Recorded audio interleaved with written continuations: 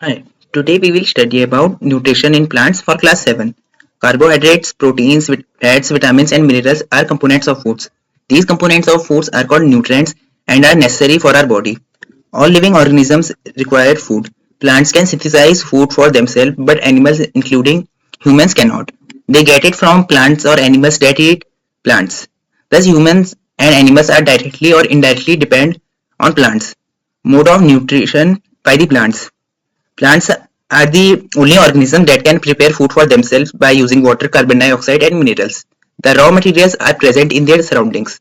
The nutrients enable living organisms to build their bodies, to grow, to repair damaged parts of their body and provide the energy to carry out the life processes. Nutrition is the mode of taking food by an organism and its utilization by the body.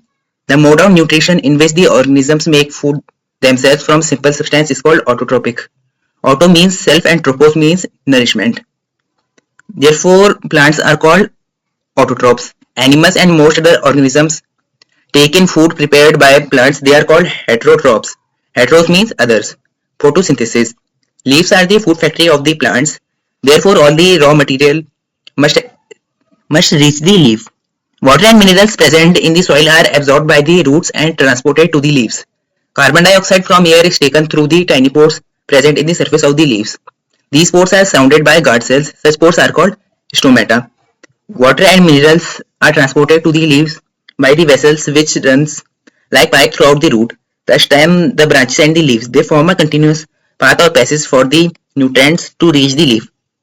They are called vessels. जैसे कि आप जानते हैं कि carbohydrates, proteins, fat, vitamins और minerals ये food के components हैं। इन फूड के कंपोनेंट को हम न्यूट्रिएंट्स कहते हैं, जो हमारी बॉडी के लिए बहुत ज्यादा नेसेसरी हैं। सभी लिविंग ऑर्गेनिज्म को फूड की जरूरत होती है। प्लांट जैसे अपना खाना खुद बनाते हैं, लेकिन एनिमल्स या ह्यूमंस नहीं। वो प्लांट या दूसरे एनिमल से फूड को गेन करते हैं, या एनिमल्स वो जो प्लांट्स को खाते होंगे। तो मतलब कि ह्यूमंस और एनिमल्स प्लांट पे डायरेक्टली या इनडायरेक्टली डिपेंडेंट है। Mode of nutrition by the plants. Plants सिर्फ एक ही ऑर्गेनिज्म है जो अपना खाना खुद ही बना सकते हैं वाटर, कार्बन डाइऑक्साइड और मिनरल से, और उनके आसपास जो भी रॉ मटेरियल्स होंगे उनसे भी वो अपना खाना बनाते हैं। Nutrients enable living organism to build their bodies new. Organisms को न्यूट्रिएंट चाहिए होती है जिससे कि वो अपनी बॉडी को ग्रो कर सके, और उनकी बॉडी में अगर कोई डैमेज है तो उसे भी रिपेयर कर सके, और साथ ही एनर्जी भी गेन करने के लिए। Nutrition is the mode of taking food by an organism and its utilization of the body. Nutrition का मतलब ये हुआ यहाँ पर कि किसी भी खाने को यूज करना अपनी बॉडी में किसी ऑर्गेनिज्म के द्वारा, तब हम इसे न्यूट्रिशन कहते हैं। यहाँ पे दो टाइप के न्यूट्रिशन होते हैं, एक होता है ऑटोट्रोपिक न्यूट्रिशन और एक होता है हेटेरोट्रोपिक न्यूट्रिशन। यहाँ पर जो एनिमल्स अपना खाना खुद बनाते हैं, मतलब सॉरी एनिमल्स नहीं, ऑर्गेनिजम्स, उन्हें हम ऑटोट्रोप्स कहते हैं। लेकिन जो ऑर्गेनिजम्स किसी दूसरे ऑर्गेनिज्म से अपना खाना लेते हैं उन्हें हम हेटेरोट्रोप्स कहते हैं। फोटोसिंथेसिस। लीव्स को जैसे हम फूड फैक्ट्री ऑफ प्लांट कहते हैं। फिर जितने भी रॉ मटेरियल्स है सबको लीफ के पास पहुंचना पड़ता है। जैसे वाटर और मिनरल्स हैं वो सॉइल में प्रेजेंट होते हैं, वो रूट्स के द्वारा एब्जॉर्ब किए जाते हैं और फिर लीव्स तक ट्रांसपोर्ट करे जाते हैं। और कार्बन डाइऑक्साइड भी एयर से टेकन करी जाती है प्लांट्स के द्वारा। जो लीव्स में प्रेजेंट एनीपोर्स होते हैं जिन्हें हम स्टोमेटा कहते हैं, जो गार्ड सेल से प्रोटेक्टेड होते हैं। वाटर और मिनरल्स जो हैं वेसल्स के थ्रू, मतलब जो पाइप लाइक स्ट्रक्चर होते हैं प्लांट्स के अंदर, रूट से लेकर लीव्स तक पहुंच जाते हैं, जिसके बीच में एक स्टेम होती है और ब्रांचेस भी होती है। फिर वहां से वो लीव से पहुंच जाते हैं। वो एक कंटिन्यूअस पाथ और पैसेज बनाते हैं जिससे कि न्यूट्रिएंट्स लीव तक पहुंच सके। The leaves have a green pigment called chlorophyll, which you can see there, and there are the diagrams of stomata, like how the air is taken from stomata, and these are the guard cells which protects the stomata. The leaves have a green pigment called chlorophyll. It helps leaves to capture the energy of the sunlight. This energy is used to synthesize, which means prepare food from carbon dioxide and water. Since the synthesis of food occurs in the presence of sunlight, it is called photosynthesis. Photo means light, synthesis means to combine. So we find that chlorophyll, sunlight, carbon dioxide and water are necessary to carry out the process of photosynthesis. It is a unique process on the earth. The solar energy is captured by the leaves and stored in the plants in the form of food. The sun is the ultimate source of energy for all living organisms. In the absence of photosynthesis, there would not be any food. The survival almost all living organism directly or indirectly depends upon the food made by the plants. Besides oxygen, which is essential for the survival of all organisms, is produced during photosynthesis.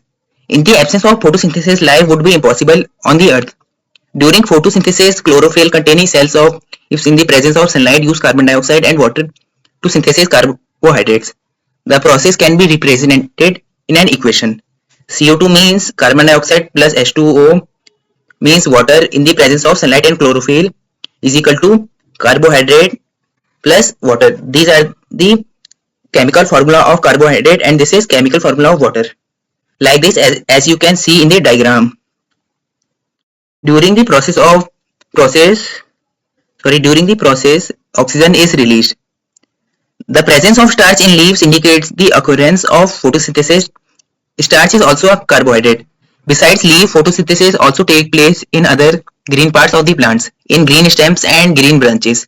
The desert plants have scale or spine-like leaves to reduce loss of water by transpiration. These plants have green stems which carry out photosynthesis. Cells. You have seen that the buildings are made of bricks. Similarly, the bodies of living organisms are made of tiny units called cells. Cells can be seen only under the microscope. Some organisms are made of only one cell. The cell is enclosed by a thin outer boundary called the cell membrane. Most cells have a distinct, centrally located spherical structure called the nucleus. The nucleus is surrounded by a jelly-like substance called cytoplasm. As you can see in this diagram. Leaf में green pigment होती है जिसे हम chlorophyll कहते हैं. इसके help से जो लीफ है वो सनलाइट से एनर्जी को कैप्चर कर पाते हैं. फिर ये एनर्जी जो है जैसे सिंथेसाइज में मतलब फूड प्रिपेयरिंग में यूज होती है कार्बन डाइऑक्साइड और वाटर से. और जैसे सिंथेसाइजेस सनलाइट की प्रेजेंस में होती है तो इसे हम फोटोसिंथेसिस कहते हैं. जैसे फोटो मतलब लाइट और सिंथेसिस मतलब टू कंबाइन. तो फिर यहाँ पे हमें ये पता चला कि क्लोरोफिल, सनलाइट, कार्बन डाइऑक्साइड और वाटर जो है नेसेसरी हैं फोटोसिंथेसिस के प्रोसेस में. ये एक यूनिक प्रोसेस है अर्थ में क्योंकि इसमें सोलर एनर्जी जो है लीव्स के द्वारा कैप्चर करी जाती है और प्लांट में स्टोर कर दी जाती है फूड के फॉर्म में. तो सन एक अल्टीमेट सोर्स है एनर्जी का सभी लिविंग ऑर्गेनिजम्स के लिए. अगर फोटोसिंथेसिस ना हो तो यहाँ पे फूड का होना बहुत मुश्किल हो जाएगा. मतलब फूड होगा ही नहीं तो सर्वाइवल भी बहुत मुश्किल हो जाएगी क्योंकि जितने भी लिविंग ऑर्गेनिज्म है वो डायरेक्टली या इनडायरेक्टली फूड के लिए प्लांट्स पर डिपेंड है. और ऑक्सीजन जैसे बहुत ज्यादा इसेंशियल है ऑर्गेनिज्म के लिए मतलब कि वो अच्छे से रह पाए. और फोटोसिंथेसिस में भी जैसे ये रिलीज होती है और फोटोसिंथेसिस ना हो तो लाइफ अर्थ में इम्पॉसिबल हो जाएगी. फोटोसिंथेसिस में जिन लीव्स में क्लोरोफिल मतलब जिन लीव्स के सेल्स में क्लोरोफिल हो फिर वो सनलाइट की प्रेजेंस में और कार्बन डाइऑक्साइड यूज करते हैं फिर वो फूड को बनाते हैं. जैसे कि यहाँ पे आप देख सकते हैं इक्वेशन में यहाँ पे केमिकल फॉर्मूला में लिखा है जैसे CO2 मतलब कार्बन डाइऑक्साइड और H2O मतलब वाटर सनलाइट और क्लोरोफिल की प्रेजेंस में खाना बनाते हैं. जैसे CH2ON मतलब कार्बोहाइड्रेट और वाटर बनता है जैसे कि आप इस डायग्राम में देख सकते हैं. लीव्स के बाद यहाँ पे फोटोसिंथेसिस बाकी प्लांट्स के पार्ट्स में भी होती है. जैसे ग्रीन स्टेम्स में भी, ग्रीन ब्रांचेस में भी. जैसे कि ये डेजर्ट प्लांट्स देखे होंगे आपने जैसे कैक्टस, तो इसमें लीव्स नहीं इसमें स्पाइन होती है. मतलब एक टाइप से जो लीव्स हैं वो स्पाइन में कन्वर्ट हो जाते हैं जिससे कि लॉस ऑफ वाटर ना हो. और जैसे लॉस ऑफ वाटर होता है प्लांट्स में तो उसे हम ट्रांसपिरेशन कहते हैं. इन प्लांट्स में स्टेम्स ग्रीन कलर की स्टेम्स होती है जो फोटोसिंथेसिस कैरी आउट करती है. सेल जैसे कि आपने देखा होगा एक बिल्डिंग को बनाने के लिए बहुत सारे ब्रिक्स चाहिए होते हैं.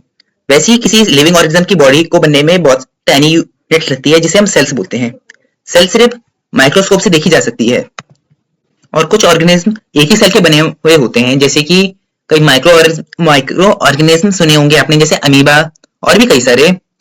और सेल जो है एक आउटर बाउंड्री से कवर्ड होता है जिसे हम बोलते हैं सेल मेम्ब्रेन. फिर इसमें एक बीच में एक स्फेरिकल स्ट्रक्चर होता है जिसे हम न्यूक्लियस बोलते हैं जिसमें सेल की सारी इंफॉर्मेशन जैसे जीन्स क्रोमोसोम प्रेजेंट होते हैं. ये एक जेली लाइक स्ट्रक्चर से कवर्ड होता है जिसे हम साइटोप्लाज्म कहते हैं. जैसे यहाँ पे आप देख सकते हैं ये न्यूक्लियस है और भी जैसे पार्ट्स दिख रहे होंगे जैसे आपको सेल मेम्ब्रेन, कई सारे वैक्यूल्स, ये पूरे एनिमल सेल के पार्ट्स होते हैं. The leaves other than green also have chlorophyll.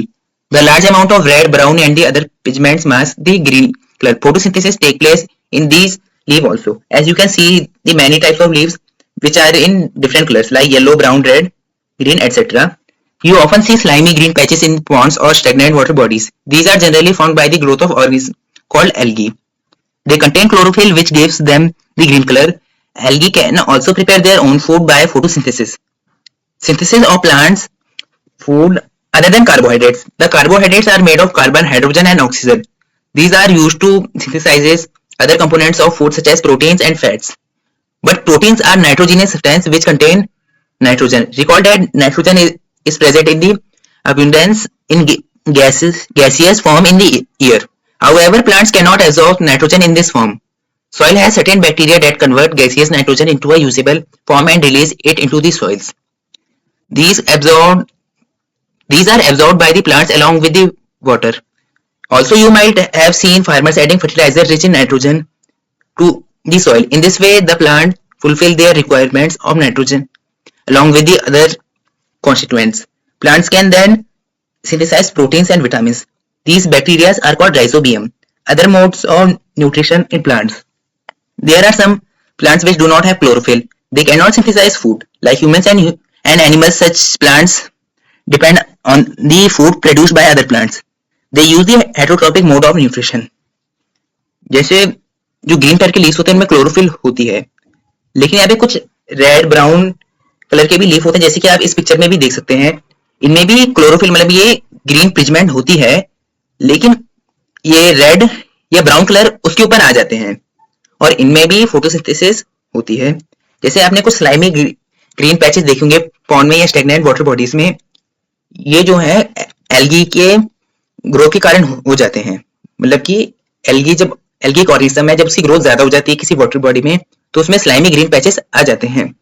इनमें भी क्लोरोफिल होती है, इसलिए ये ग्रीन कलर के होते हैं. और एल्गी भी अपने लिए खाना बना सकती है फोटोसिंथेसिस के प्रोसेस से. Synthesize of plant food other than carbohydrates. जैसे कार्बोहाइड्रेट कार्बन, हाइड्रोजन और ऑक्सीजन से बनते हैं और यहाँ पर these are used other component. और यहाँ पर जैसे फूड प्रिपेयर किया जाता है जैसे प्रोटीन और फैट का भी, लेकिन प्रोटीन जो है नाइट्रोजीनियस सब्सटेंस है जो जिसमें नाइट्रोजन होती है. जैसे नाइट्रोजन जो है अबंडेंस इन गैसेस मतलब गैसी स्टेट में पाए जाते हैं और प्लांट जो है नाइट्रोजन को इस फॉर्म में एब्सॉर्ब नहीं कर सकते. मतलब कि जैसे अर्थ में 78% नाइट्रोजन है जिसे प्लांट जो है डायरेक्टली एब्सॉर्ब नहीं कर सकते हैं, लेकिन सॉइल में कई तरह के बैक्टीरिया होते हैं जैसे राइजोबियम जो उस गैसियस नाइट्रोजन को एक यूजेबल फॉर्म में बना देता है जो सॉइल में आ सके, फिर वहां से प्लांट्स इसे एब्सॉर्ब कर सके. और जैसे आपने कई फार्मर्स को भी देखा होगा कि वो फर्टिलाइजर डालते हैं जिसमें नाइट्रोजन ज्यादा होती है, फिर ऐसे में नाइट्रोजन जो है प्लांट्स के द्वारा एब्सॉर्ब कर दी जाती है सॉइल से. फिर कुछ इस तरीके से प्लांट्स प्रोटीन्स या विटामिन को भी प्रिपेयर कर सकते हैं. Other modes of nutrition in plants में क्लोरोफिल नहीं होती है और ये फूड को भी प्रिपेयर नहीं कर सकते हैं जैसे ह्यूमंस और एनिमल्स. ये प्लांट्स भी अदर प्लांट्स पे डिपेंडेंट होते हैं जो खाना बना सकते हैं और ये हेटेरोट्रॉपिक मोड ऑफ न्यूट्रिशन को फॉलो करते हैं. Thank you. Rest we will study in next part. Hope you like my explanation. Please like, share and subscribe to our channel.